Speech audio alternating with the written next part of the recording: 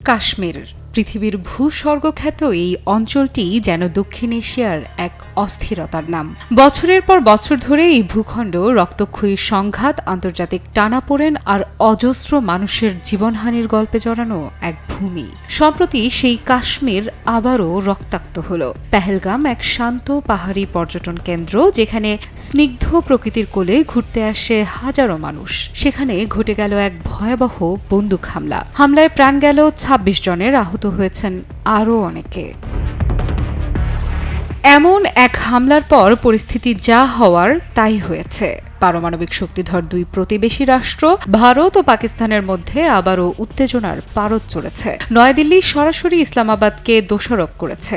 ভারতের দাবি, এই হামলার পেছনে রয়েছে পাকিস্তানের মদতপুষ্ট জঙ্গি গোষ্ঠী। অন্যদিকে ইসলামাবাদ এই অভিযোগকে ভিত্তিহীন বলে উড়িয়ে দিয়েছে। তারা বলছে এটি একটি ফলস ফ্ল্যাগ অপারেশন, অর্থাৎ ভারত নিজেরাই হামলা ঘটিয়ে পাকিস্তানকে দোষ দিচ্ছে আন্তর্জাতিক সহানুভূতি অর্জনের জন্য।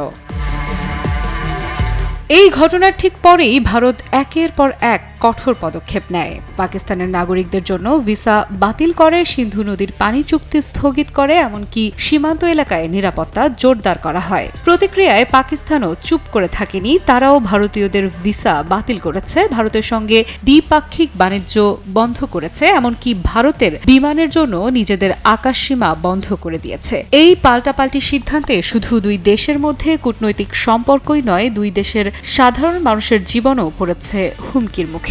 সীমান্ত অঞ্চলে উদ্বেগ, আতঙ্ক আর অনিশ্চয়তা ঘনিয়ে উঠেছে। সাধারণ মানুষ ভাবছে, কি শুধুই কথার যুদ্ধ, নাকি সামনের দিনগুলোতে আমরা দেখতে চলেছি এক নতুন সামরিক সংঘর্ষ।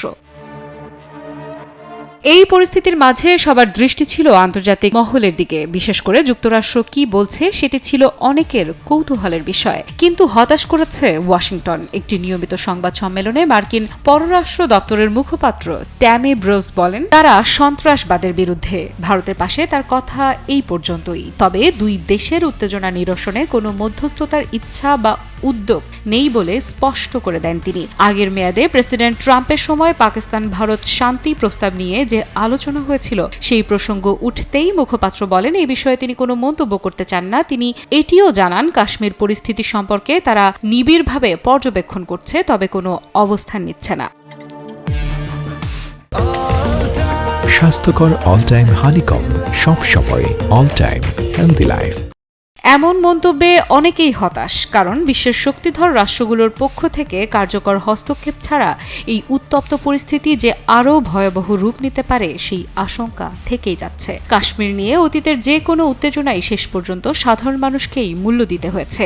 এবারও কি ইতিহাসের পুনরাবৃত্তি হতে চলেছে? এই মুহূর্তের সবচেয়ে বড় প্রশ্ন, এই উত্তেজনার শেষ কোথায়? সামরিক সংঘর্ষ কি আসন্ন, নাকি আন্তর্জাতিক কূটনৈতিক চাপে আবারও দুই দেশ নিজেদের অবস্থান থেকে কিছুটা পিছু ঘটবে? সময় হয়তো সেই উত্তর দেবে, কিন্তু বর্তমান বাস্তবতা বলছে কাশ্মীর আবারও পরিণত হয়েছে এক দাহ্য বস্তুতে, যার একটুখানি স্ফুলিঙ্গ জ্বালিয়ে দিতে পারে পুরো দক্ষিণ এশিয়া। আফ্রিদা ইফরাত, নিউজ 24।